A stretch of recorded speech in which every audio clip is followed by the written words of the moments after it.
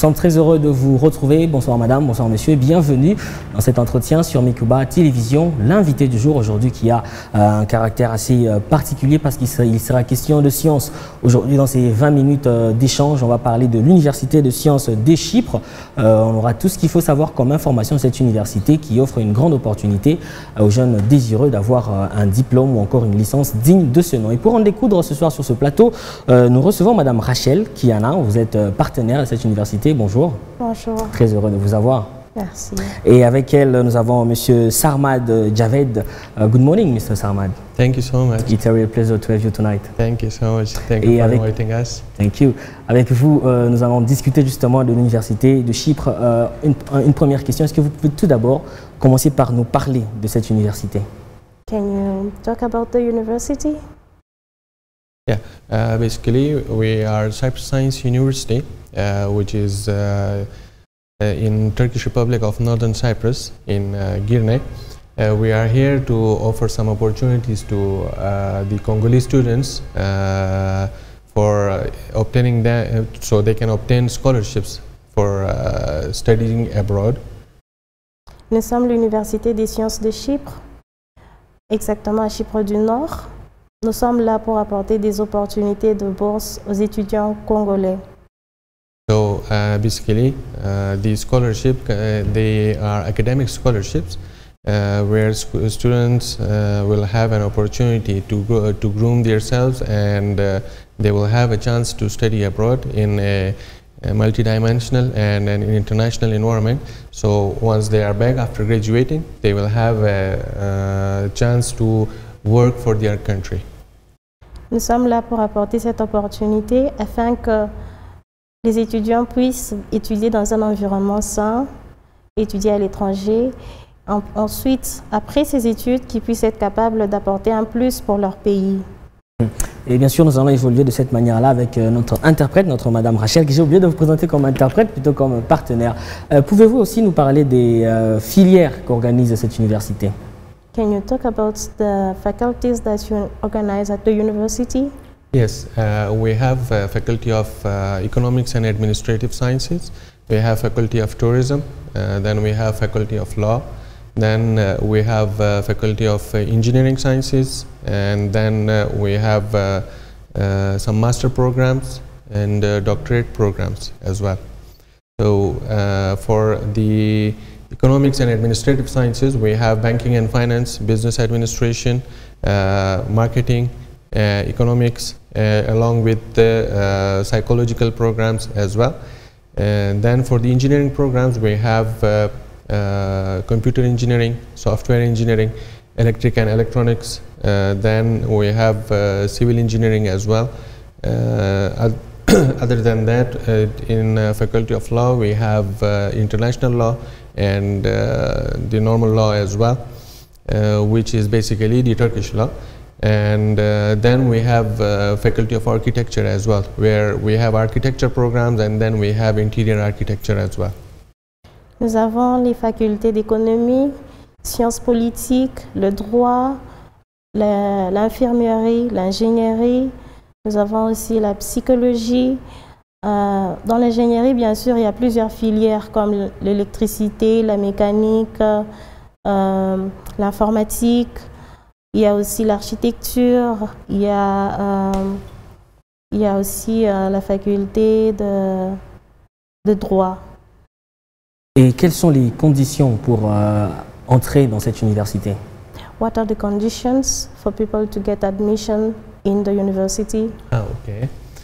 Well, for bachelor's program, the requirement is so simple. Students who graduate from their state diploma, they are eligible to apply for the admission, and the admission process is online. All the students, we have an online portal where the students can fill the admission form, and they can submit their application along with their documents.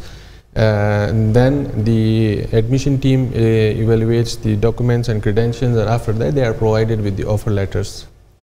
L'admission se fait en ligne, gratuite bien sûr. Les étudiants doivent juste envoyer leurs documents dans le système.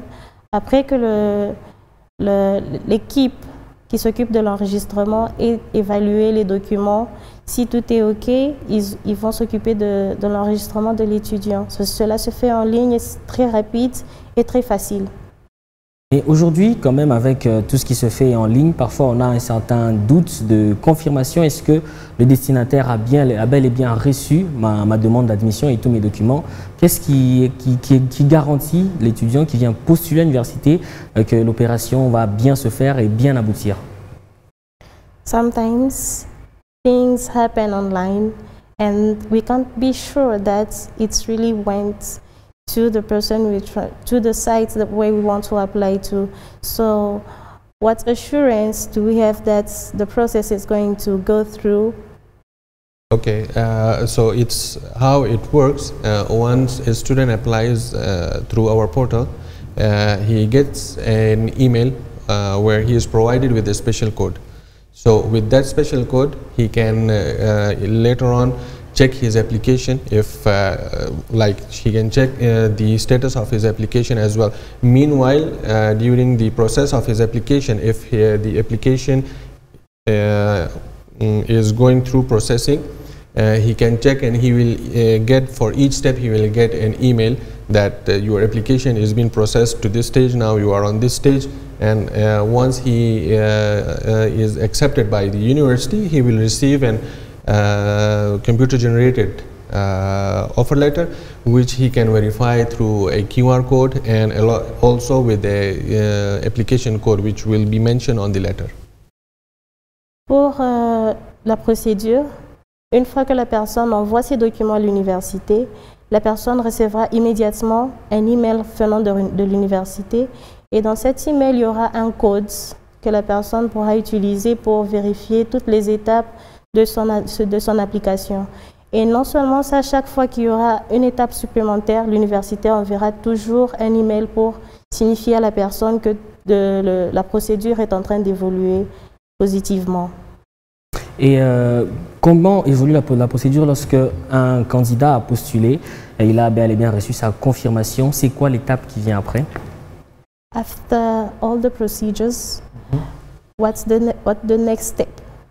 Well, once the student gets the offer letter, then suppose his scholarship rate will be also mentioned on the letter. So according to the scholarship he is granted, he will be required to pay a portion of his tuition fee. Once he pays the portion of that tuition fee, he will be issued the final acceptance letter through which he can travel and he can come to the university and complete his registration. Lorsque la première étape est finie, l'étudiant recevra une lettre qui lui permettra de voir quelle bourse il a obtenue, parce que l'université en offre toujours. Alors lorsqu'il aura cette lettre, il pourra voir combien exactement il doit payer, parce qu'il y a des frais qu'on pourra inscrire sur cette lettre. Après qu'il ait payé ces frais-là, il pourra obtenir la deuxième lettre, qui est la lettre définitive, qui lui permettra de voyager et pouvoir commencer ses cours et s'enregistrer sur place à Chypre. Et puisque vous parlez justement de bourses, vous avez parlé tout à l'heure de bourses d'études qui sont disponibles, est-ce que vous pouvez nous en dire plus? Since you talked about scholarships, can you tell us more about it? We have many opportunities for students through which they can have a better scholarship. Right now, initially for Congolese students, since we are here and we came up with the scholarship opportunities for students from Congo. Basically, we will be offering up to initially 70% scholarship to the students who graduated from their state diploma or who will be graduating. Also, there are some merit-based scholarship up to 100% for the students who will perform extraordinary in their state diplomas. Pour cette année, nous offrons des bourses spéciales pour les étudiants congolais, pour ceux qui vont finir cette année et pour ceux qui ont fini des années précédentes. Ce qui veut dire que la bourse commence à partir de 70% pour toute personne qui viendra s'inscrire dans notre université. Donc, et non seulement ça, il y aura aussi des bourses de 100% pour tout étudiant qui va distinguer à l'examen d'État.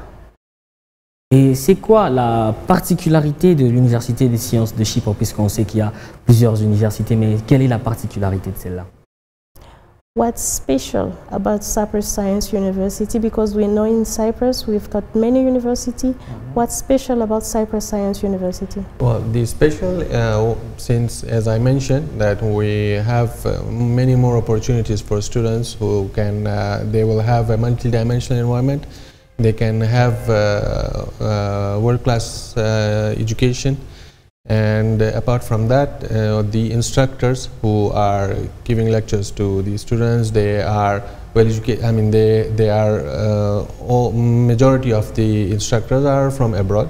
So another thing, they have easy access to the instructors. So anytime if they come across some problem, they can have easy access to their instructors and to the other staff of the university as well, so they can solve their problem. If either it's an academic problem or they are facing some problem with their immigration issues or some other problems, so we are there to help them anytime.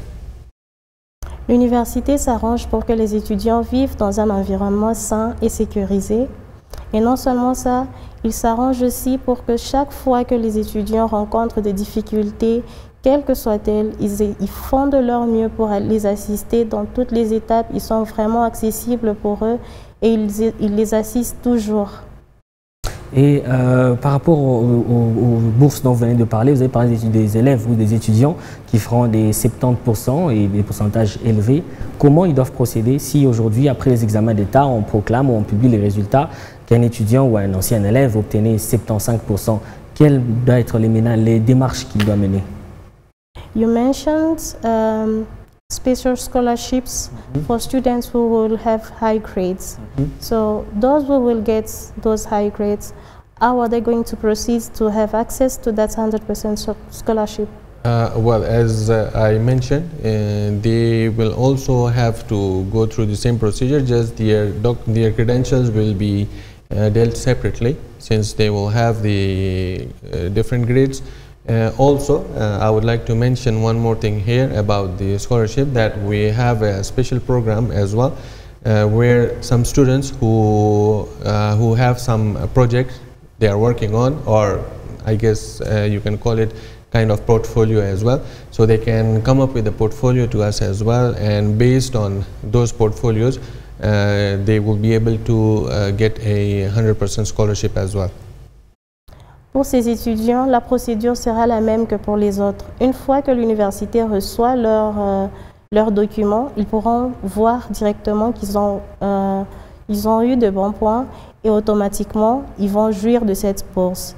Et à part cela, pour tous les étudiants qui pourront faire un projet spécial, quelque chose de spécial qu'ils pourront envoyer à l'université, si l'université trouve ce projet intéressant, au lieu de se baser seulement sur leurs résultats à l'école, ils vont aussi considérer cela et leur donner des bourses. Et comment l'université s'arrange pour vérifier que les documents que les candidats envoient, ou encore un candidat qui vient pour obtenir cette bourse-là, qui a obtenu beaucoup de pourcents, comment l'université s'arrange pour savoir que c'est vrai, que les documents que l'étudiant nous présente, ou encore que le résultat qu'il prétend avoir obtenu est réel? How does the university manage to check if the students really graduated with high grades? From the state diploma? Yes, from the state diploma. Okay, those diplomas, since for the students who are graduating from here now, the ministry also launched the online verification system for them. So basically their grades are verified with the ministry. If they really graduated with those marks from the state diploma. So if there is any kind of confusion, the relevant department will send their credentials to the authorities for verification. Le ministère de l'Éducation a pu concevoir un système où nous pouvons voir les résultats de tous les élèves. Donc, quand on présente un diplôme ou un document, il y a moyen de le prendre et le vérifier dans ce système. Et en cas de confusion, nous pouvons directement contacter les autorités d'ici pour vérifier tous les documents et pouvoir procéder. Et pour toute personne ayant déjà obtenu une licence ailleurs, peut-être en République démocratique du Congo, puisqu'il s'agit ici bien de la RDC, pour toutes ces personnes ayant déjà obtenu une licence dans une science bien donnée et qui veut obtenir aujourd'hui un doctorat ou encore un master à l'Université des sciences de Chypre, que doit faire cette personne? For any students who got their bachelor degree already and wants to proceed with the master degree or PhD, what are they supposed to do? For the ones who are already graduated from their bachelor's, they can apply for master's program. The required thing for them is they should provide the transcripts along with the diplomas, and also they should have 2 references from reference letters from their institute or from the academic references actually, and they would be also required to provide one letter of intent, or we can call it a motivational letter. So based on those, their application will be evaluated by the relevant department. Pour ces étudiants-là, nous aurons besoin qu'ils puissent ramener leur relevé de compte, aussi accompagné d'une lettre de motivation venant de l'institution où ils ont pu avoir leur diplôme. Avec cela, ils pourront aussi faire leur application avec la même procédure que les autres. Et aujourd'hui, voilà, vous avez parlé tout au début de l'émission de cette possibilité de s'inscrire en ligne. Mais est-ce que vous n'aviez pas une représentation physique, un bureau situé quelque part en RDC, vous, Madame Rachel, où on peut vous joindre facilement? Oui, actuellement nous avons un bureau à Lubumbashi. Mais étant ici à Kolwezi, nous sommes aussi en train de travailler pour avoir un bureau fixe où les gens pourront nous joindre. Mais nous avons un numéro et une équipe qui peut recevoir toute personne intéressée par la procédure. Et comment joindre cette équipe? Peut-être nous donner ici le numéro? Oui, bien sûr. Le numéro, que vous pouvez avoir, le numéro WhatsApp, il y a le +90 539 107 95 23. Peut-être le répéter. +90 539 107 95 23. Et nous avons aussi un numéro local qui est le +243 97 111 84 36. Et est-ce qu'à l'Université de sciences de Chypre, on a cette opportunité également d'étudier certains cours en ligne pour certains qui travaillent, parce qu'aujourd'hui on a certaines personnes qui travaillent mais qui souhaitent approfondir leurs études. Est-ce que l'Université des sciences de Chypre offre cette opportunité-là? Does the university offer any kind of online school for people who are working that cannot travel to Cyprus? Well, actually, right now we are working on some online programs, but we are waiting for an approval from the ministry so we can start those programs for students who cannot travel. So once the final approval comes up, then we will also start processing and start accepting students for those programs. Nous sommes actuellement en train de travailler sur ce programme parce que nous avons déjà fait l'application au ministère de l'Éducation de Chypre. Nous attendons que leur permission pour pouvoir offrir ce programme à tous les étudiants qui ne peuvent pas voyager. Voilà, un dernier mot à ajouter avant qu'on se sépare en 10 secondes, on va dire. Anything to say in like 10 seconds? I would say it's a good opportunity for the students from Congo. They should not miss out on it, and since we are offering a good number of scholarships to the students, they should reach out to us. C'est pour nous un plaisir d'être ici et d'offrir toutes ces opportunités aux étudiants congolais, et nous espérons qu'ils feront le tout pour ne pas rater toutes ces offres que nous donnons spécialement pour le Congo, qui sont des bourses. Voilà, Mr. Sarmat Javed, thank you very much. Thank you so much for giving us time. Madame Rachel Kiana, merci également à vous d'être venue. Merci à vous. Et c'est la fin de ce numéro de l'entretien de l'invité du jour sur Mikuba Télévision. Merci à vous tous de nous avoir suivis. Au revoir et à très bientôt.